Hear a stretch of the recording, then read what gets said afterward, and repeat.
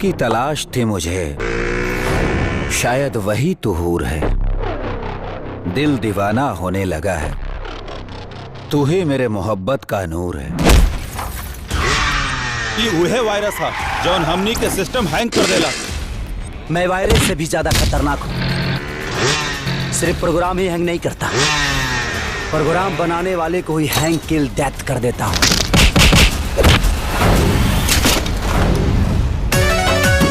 हो लगे आवे के झंडी दिखावा हरी, लाइट ऑफ कर द बिजली के बिल ना बढ़ी, प्यारी करे के भइल पहाड़। बड़ी लागता डर तो अन्हार को के घर, बोलम जी सतई बरात भाव।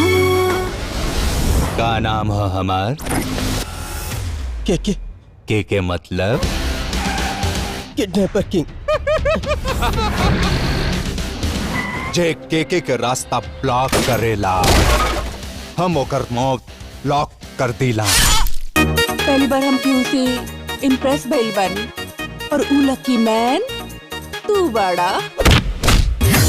कहाँ लेके घूमत रही ऐसी, बॉडी के गर्मी हीटर से बेसी, कातूनी काहे फेंक दहिया से लूटी। हाँ जवानी के आगे होना डंकर से बूटी। मामा बड़ा मलदार पार्टी बुझाती है। हलाल कैसे हुई सोचा?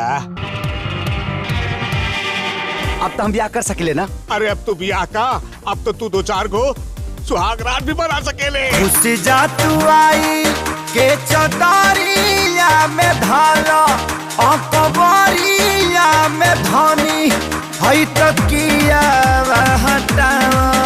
ए पियावा दियावा बहुतावा, ए पियावा दियावा बहुतावा।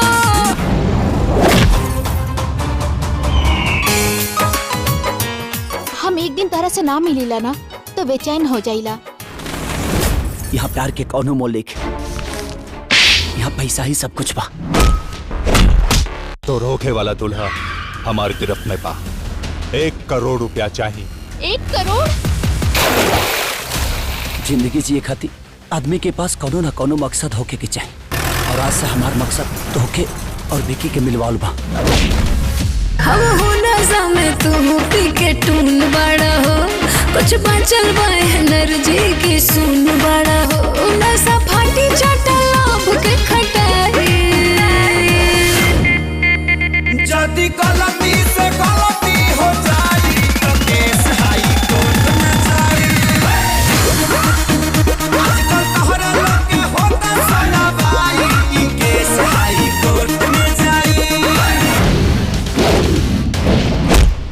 देश का सिपाही हूँ, गुनहगारों के कपार पे और गद्दारों के पिछवाड़े पे गोली मारता हूँ।